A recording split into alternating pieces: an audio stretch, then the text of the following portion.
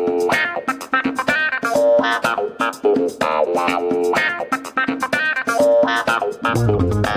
everyone, welcome to another episode of Lever Time, the flagship podcast from The Lever, an independent investigative news outlet.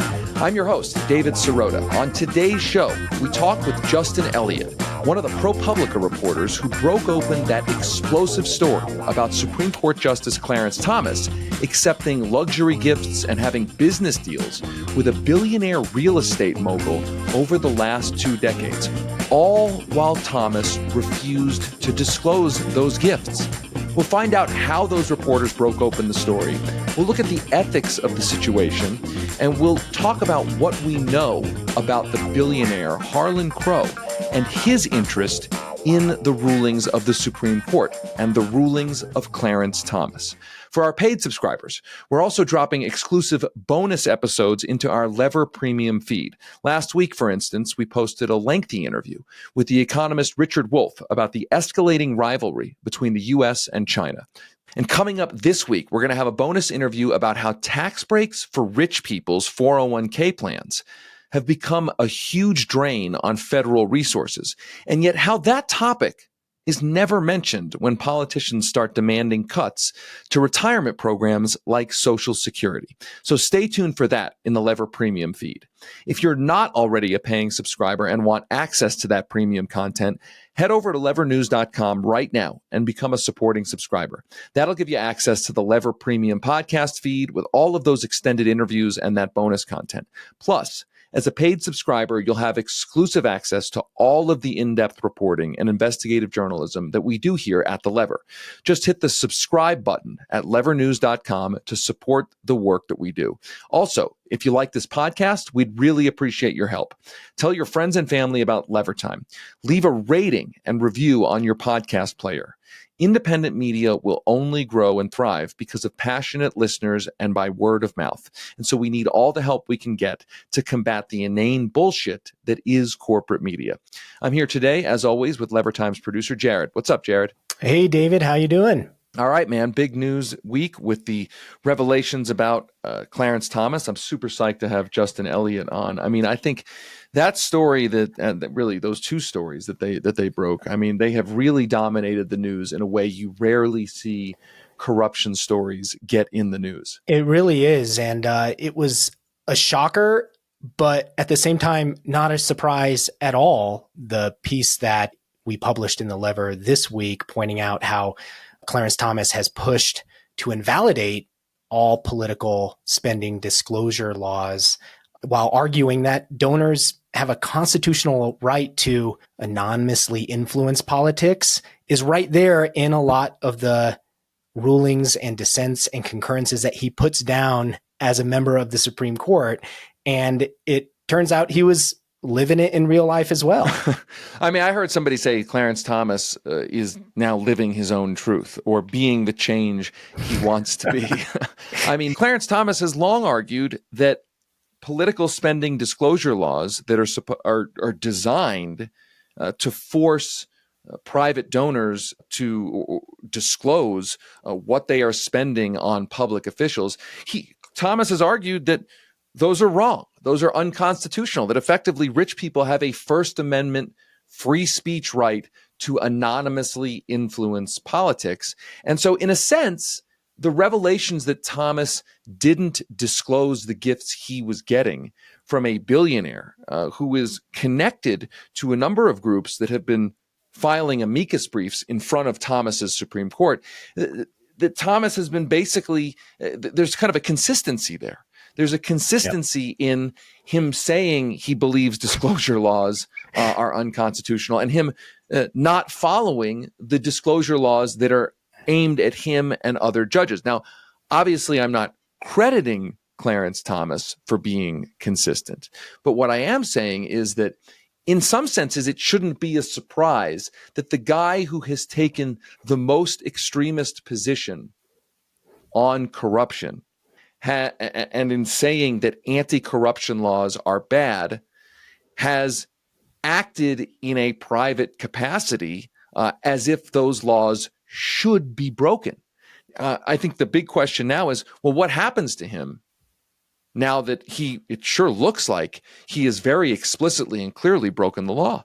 Well, and a lot of the people that are pushing back on this report say things like, well, there's some ambiguity about what needed to be disclosed, which there wasn't. But when you actually look at his true belief that disclosure should not be a thing that anyone is required to do as part of being in government, and then, of course, he doesn't until it comes out through this type of really in-depth, deep investigative reporting. That's the only way that we even know about these connections. Right. I do think the fact that he's written these opinions does suggest some kind of actual motive here, that it wasn't just, I forgot to file the form. I didn't know I had to file that form. I mean, that would be ridiculous unto itself, but it kind of suggests he made a deliberate decision not to disclose the gifts he was taking because he doesn't ideologically believe that anti-corruption laws like disclosure laws should exist. And that's what we're going to talk to Justin Elliott about. Specifically, what were the revelations? What do we now know? What do they mean? And what, if anything, is going to be done about that? That's coming up next, our interview with ProPublica's Justin Elliott. But first, let's take a quick break. Welcome back to Lever Time. The news that Supreme Court Justice Clarence Thomas has been secretly receiving lavish gifts from a politically connected billionaire has been a huge story this week, to say the least. But it's been hardly surprising. We at The Lever have been covering this same group of corrupt donors and their connections to the Supreme Court for years, including working alongside ProPublica on some of those stories. So this week, The Lever's Andrew Perez and I caught up with investigative reporter Justin Elliott, one of the ProPublica reporters that co-authored those stories about Clarence Thomas and that revealed all of those details about the relationship between Thomas and that billionaire. We talk with Justin about the latest to come out of that reporting. We look into the background of Harlan Crow, that billionaire at the center of this, and we look at his dark money contributions to conservative political causes. We discuss the ethics of the situation, Crow's specific interest in the Supreme Court, and we talk about what the future holds for Clarence Thomas. Here's our interview with Justin Elliott. Hey, Justin, how you doing? Pretty good. Good to be here. Busy weeks for you guys over at ProPublica, and a bombshell set of stories about Justice Clarence Thomas. Let's first start with the very basics. Just lay out for us what revelations we've learned about Justice Clarence Thomas and why they are so important and so revelatory, and what you think it reveals about the larger status of the Supreme Court. Yeah. So we've done a couple stories about Clarence Thomas's relationship with this real estate magnate and big Republican political donor named Harlan Crow, who's based out of Dallas. And what we found is that Crow has been taking Clarence Thomas on sort of luxury vacations for over 20 years now, flying him on his private jet, cruises on his super yacht. Crow owns this essentially private hotel up in the Adirondacks in New York. And Clarence Thomas and his wife, Ginny, go there pretty much every summer. And so he's essentially been sort of subsidizing the luxury travel of Clarence Thomas.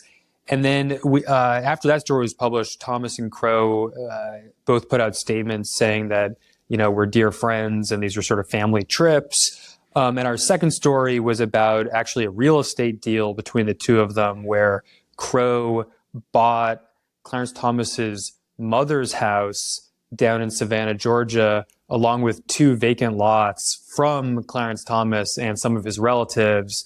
And a whole number of strange things around that, including the fact that Harlan Crow is now Clarence Thomas's mother's landlord, except for the fact that he does not appear to be charging her rent. In terms of why it matters, I think there's kind of 2 issues. One is it's exceedingly unusual and for a public official to be accepting these kinds of gifts. And we're not talking the trips we're talking about in some cases cost like hundreds and hundreds of thousands of dollars. I mean, Crow's private jet, it's a particularly nice private jet. It's a Bombardier Global 5000. If you were to charter one of these things on the open market, you're paying like up to $15,000 per flight hour. So if you fly that to Indonesia, which they did, you're pretty quickly, just for the flight, getting up into hundreds and hundreds of thousands of dollars. So the fact that Thomas, Supreme Court Justice, is accepting all these gifts from a guy who's not only a businessman, but also somebody that has been very involved with sort of ideological efforts to shape the law in the courts seems quite significant. The second issue is that Thomas is supposed to be disclosing gifts in real estate transactions, and he hasn't been disclosing any of this. And talked to many, many ethics lawyers now who say this is simply a repeated violations of the law on that front. So I'd say those are the two main issues. Just as a quick follow for folks to understand the context of this, I mean, there was a lot of new details here, but some of this has been bubbling up around Clarence Thomas for a very long time. There was a story a long, long time ago about the friendship between Clarence Thomas and Harlan Crow. I think one question that comes up for me is this has captured the attention of the public in a way that previous stories haven't.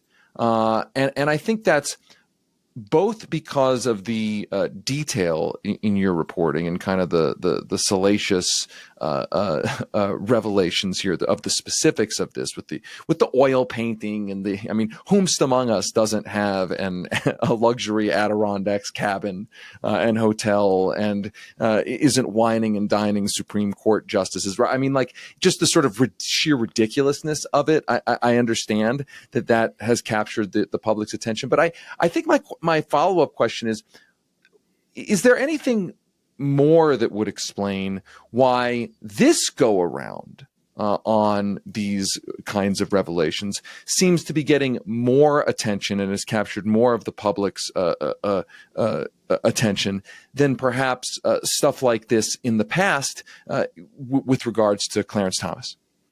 Yeah, and you're absolutely right. I mean, about the previous coverage of this, I mean, there was some coverage going back 20 years. I think the most interesting previous coverage was around 12 years ago. Politico at the time reported that Harlan Crow was pretty much the sole or almost sole funder of a nonprofit that was paying Ginny Thomas's salary, a Tea Party group. So essentially Harlan Crow, through essentially a pass-through, was paying Ginny Thomas's salary. And then some details had come out in a New York Times story about like their Harlan Crow and Clarence Thomas's friendship. You know, it's a good question about why it's sort of why it's gotten more attention now. I mean, I'm no pollster, but it seems like maybe the public is more primed at this point to think about the Supreme Court, correctly as like a political institution, which obviously it always has been. But I think, following the leak of the Dobbs decision and the Merrick Garland nomination and all of what's happened in recent years, maybe, and I think there's actually polling data showing there's been a shift in the kind of perceptions of the court. So that might be part of it. I mean, honestly, I don't know. Before we publish these stories, as you guys know, it's always hard to tell what's going to capture people's attention, and sometimes stuff that you think is really important doesn't. I guess, how did you guys break this story open? What led you down this path? Digging out these details, especially like this trip to Indonesia. Like, how did you guys get onto this?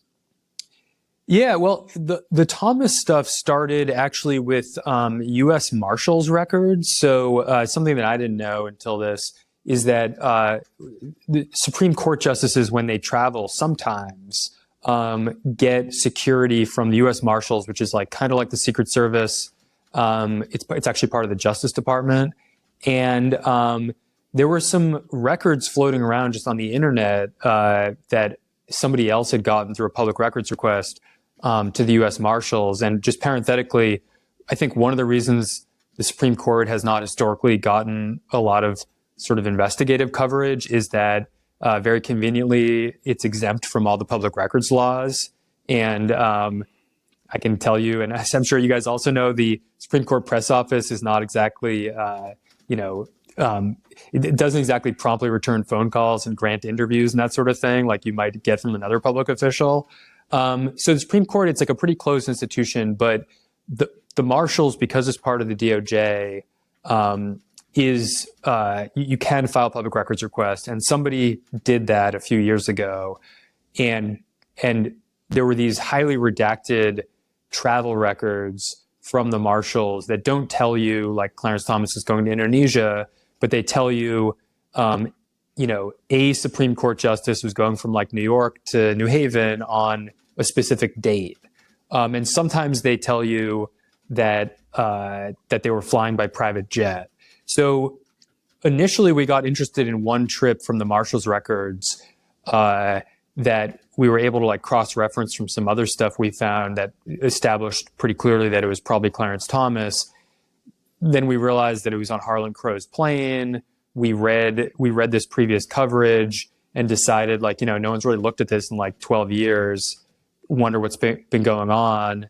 And it sort of snowballed from there, and we started talking to like, people that have worked on the yacht. It turns out if you're traveling at like this level of crazy luxury, you actually, even though on one level it's quite private because like if you're flying a private jet, you don't go through the airport. On another level, like you need like a large number of service workers to sort of take care of you. And that turned out to be very helpful for the reporting. When you guys broke this story, there seemed to be an effort to paint the story as a kind of some say type of incident. Some say that the laws don't allow this lack of disclosures. Others say maybe there's some ambiguity. I think Clarence Thomas tried to shove it off on his colleagues and say, well, I talked to other justices and they said not disclosing this stuff was totally cool. In your reporting, is there any ambiguity really, like in real life, not in the discourse, but in real life? Is there any ambiguity about whether Thomas did or did not violate the disclosure laws, the ethics laws, by making a conscious choice to not report the gifts he was getting? There's no ambiguity, barring some kind of revelations that would fundamentally change our understanding of everything that's happened. Like if he turned out to be writing checks to Harlan Crow for hundreds of thousands of dollars to reimburse his costs, then there would be ambiguity. But that does not appear to be the case. So we've talked to like probably 10 ethics lawyers at this point. And as you say, there was some confusion, some of it probably intentionally sown about this disclosure law. But if you look it up, again, we talked to many lawyers, but you don't actually have to be a lawyer to read it. It's not actually that confusing. And the text is very clear. I can go into it if you want, but it's kind of boring. But no, these trips had to be disclosed, and the real estate transaction also absolutely had to be disclosed. CNN has a story based on an anonymous source. I haven't confirmed it yesterday, saying that Thomas is going to amend his forms. Which, if that happens, obviously suggests that these things should have been disclosed.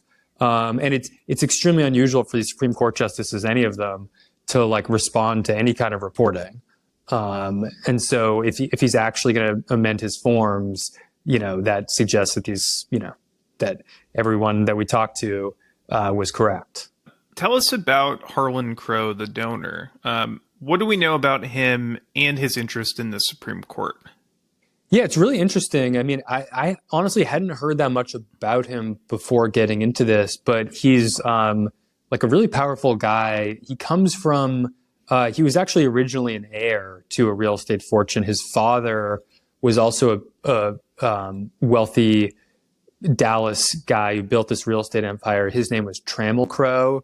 Trammell Crow and Harlan Crow, the Crow family, have been close to the Bush family in Dallas for a long time, over multiple generations, going back to H.W. So yeah, Harlan was sort of the son that took the reins of like the family real estate empire. He's now in his 70s, and he's given a lot of money in disclosed contributions over the years in Texas politics and federally, like, I think well over 10 million, probably over 20 million in disclosed contributions. And he's also, it's come out in dribs and drabs over the years that he's also funded like dark money groups. Like he's funded the Federalist Society. We don't quite know how much. He's funded this Tea Party group that was paying Ginny Thomas's salary. And so, as you guys know better than anyone, it's impossible to put a total number on how much money this guy has spread around over the years. But it's pretty clear. I mean, it is clear that he's funding dark money stuff as well as disclosable campaign contributions. And he has given money specifically to groups that focus on like the law, Federal Society, tort reform groups. He's a longtime board member of AEI, which obviously does work on a lot of issues, but they do a ton of work on like advancing conservative legal theories. They even file amicus briefs, or they have historically.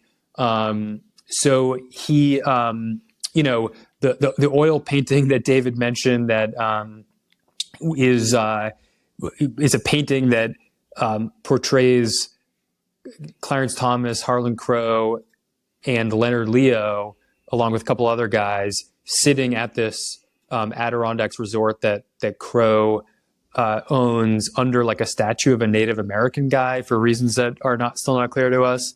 And they're just sitting there talking, and we don't really know what they're talking about. But the only thread that we could find that connects Harlan Crow, Clarence Thomas, Leonard Leo, and the other guys in the painting is like conservative legal politics.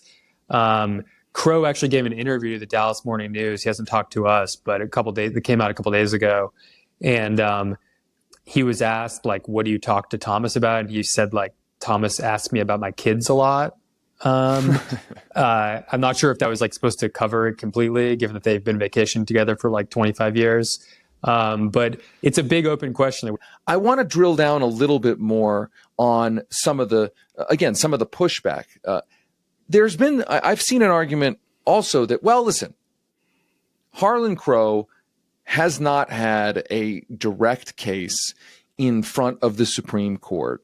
So, yeah, he may be whining and dining Clarence Thomas, but if he doesn't have direct business in front of Clarence Thomas, then this is okay. So I think I would ask you the question of, is it really true that Harlan Crow doesn't have business in front of the Supreme Court? Or is that a narrow definition? In other words, Harlan Crow himself may personally not have a piece of business in front of the court. Is that too narrow a definition to really properly understand whether billionaires, donors like Harlan Crow, the wealthy writ large, have business before the Supreme Court? Yeah, it's a great question. I mean, so I would say a few things. One is that it is true in the narrowest sense that Harlan Crow's company, real estate company, has not had a case at the Supreme Court. One thing we realized when we started writing about this is that actually very few companies have cases before Supreme Court. Supreme Court doesn't take that many cases. So even when you have a massively important case like the Obamacare case, it's not like insurance companies are like the named litigants in that. So there's just not that many people that have cases before the Supreme Court. But Harlan Crow, again, his family made its money from real estate, and it is not difficult to find many, many cases where real estate trade groups that Crow's company is part of, like groups like the Real Estate Roundtable, do have cases that they're getting involved in at the Supreme Court on like all kinds of issues. So Supreme Court regularly rules on like cases that affect the real estate industry and tax issues that affect Harlan Crow's wealth in a way that is far more significant than that it would affect an ordinary person like us.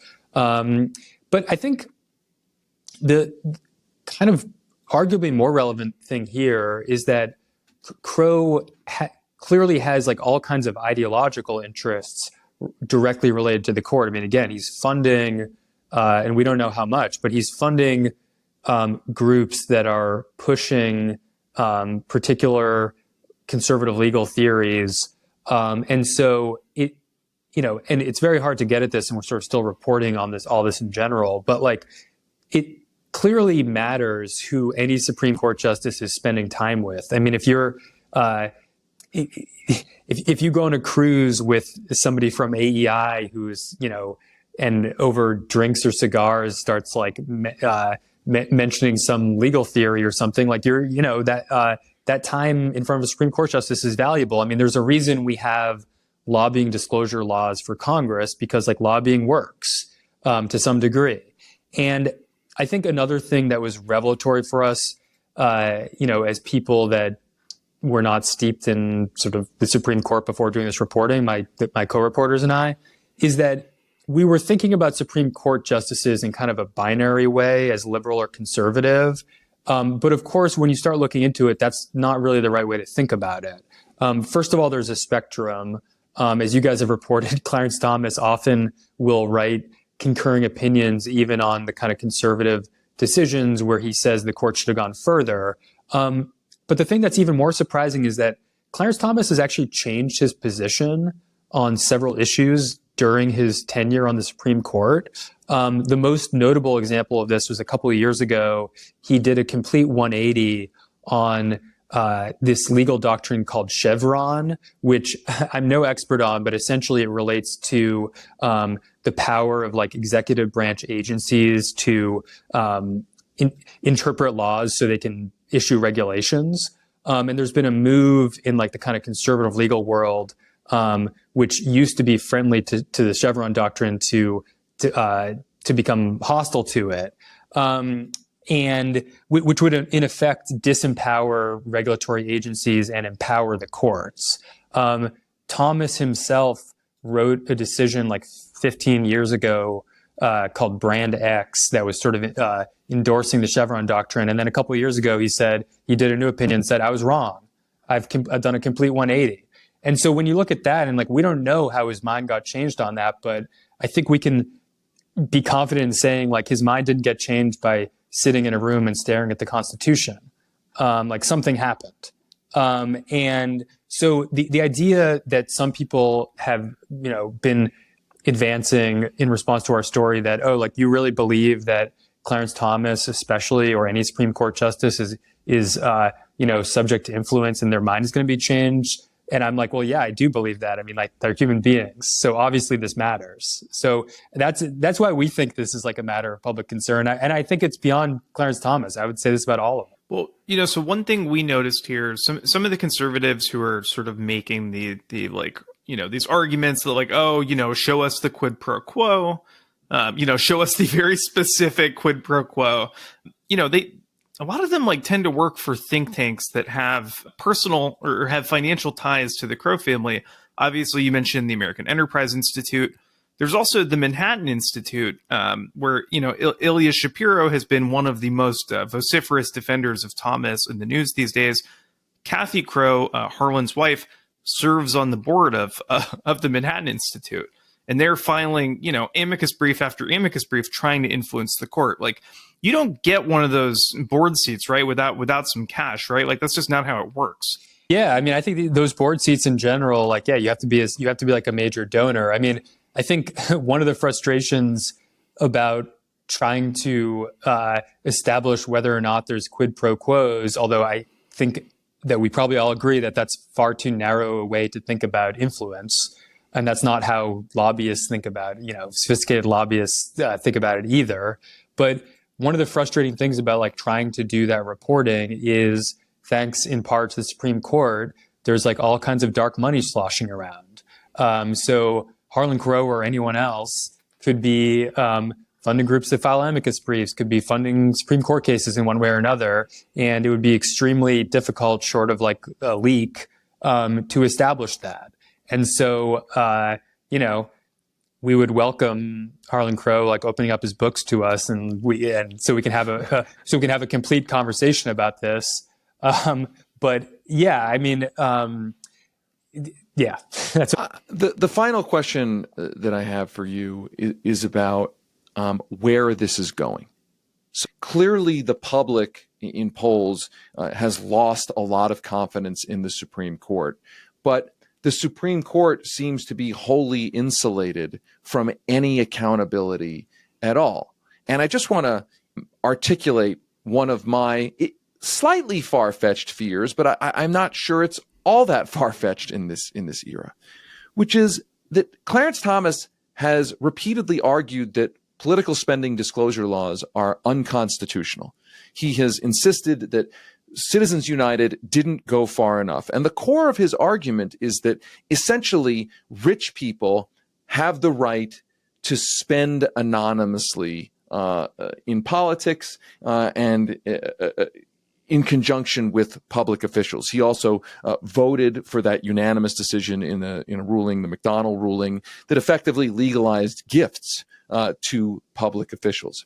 And what I fear is that if Clarence Thomas ever actually got prosecuted, which I'm almost eye-rolling thinking because we don't prosecute in this country very many powerful people, but if Clarence Thomas actually got prosecuted here, there's a reality in which he makes the argument that he didn't follow the disclosure laws because the disclosure laws are unconstitutional, and that this ultimately gets up to the Supreme Court, and the Supreme Court ends up agreeing with him, creating a precedent that all political spending disclosure laws are in fact illegal, something that Clarence Thomas has argued. So I'm like afraid that this is going to end up going in exactly the wrong direction. Now, I want to be clear. I'm not saying I don't think Clarence Thomas should be held accountable out of fear that it might create, some horrible legal doctrine. But I definitely am nervous that whatever comes out of this could either not fix the problem or actually make it worse. I mean, it's even worth saying that if nothing comes out of it, does this end up in practice legalizing this behavior by saying, hey, listen, anybody in these positions of power can break any laws they want, and rest assured, nothing is going to happen. So I realize I've asked like two questions here, but I'll just restate them. Where is this going? And is there a chance that it may go in exactly the wrong direction? Yeah, well, to take the second one first, I mean, sure, I think there's a chance of that. My baseline expectation whenever I publish a story is that nothing will happen. But sometimes it could go in multiple directions. So I absolutely think there's a chance of that. I mean, I think it's interesting on the constitutionality question. John Roberts actually, after a previous Clarence Thomas kind of mini scandal back in 2011, wrote publicly about this disclosure law and sort of raised the question of, well, we've never looked at whether this is actually constitutional. The Congress requiring us to do these, bare bones financial disclosure. And although the fact remains that these Supreme Court justices have been filing these things for decades and they sign them, and the signing page says you're subject to civil and criminal penalties if you willfully falsify them. So I don't know how you argue. I mean, I'm no lawyer, so I don't know how you argue that something's unconstitutional and you've just been sort of following it anyways for decades. I'm sure one could make the argument. But what we're looking at is, because the Supreme Court is so opaque and seems to be operating under something close to impunity, at least internally. But what I'm really curious about is Congress, because the Senate Judiciary Committee has said they're going to have some kind of hearing. We don't know much about it yet, but there's nothing stopping Congress, as I understand it, from, investigating all of this. And they have something that we all don't have, which is subpoena power. And there's all kinds of ways you could, if we had subpoena power, we could do all kinds of things that wouldn't even involve, subpoenaing Supreme Court justices. There's all kinds of ways of getting at this. Justin Elliott is an investigative reporter at ProPublica. I should mention The Lever has worked with Justin Elliott on our reporting series a few months ago about Leonard Leo. Justin and the ProPublica team recently broke that huge set of stories about Clarence Thomas, which will be linked in the description of this podcast. Justin, as always, thank you so much for taking the time with us, and thanks for your terrific work. Thanks so much. That's it for today's show. As a reminder, our paid subscribers who get Levertime Premium get to hear a bonus interview about how the 401k system uses tax breaks to subsidize the very wealthy, and how politicians are always talking about cutting Social Security, but never talking about ending those tax giveaways. That exclusive bonus episode will post early next week, so stay tuned for that in the Lever Premium feed. Listeners can subscribe to Lever Time Premium by heading over to levernews.com. When you subscribe, you get access to all of the Lever's website, our weekly newsletters, and our live events. And that's all for the criminally low price of just $8 a month or $70 for the whole year.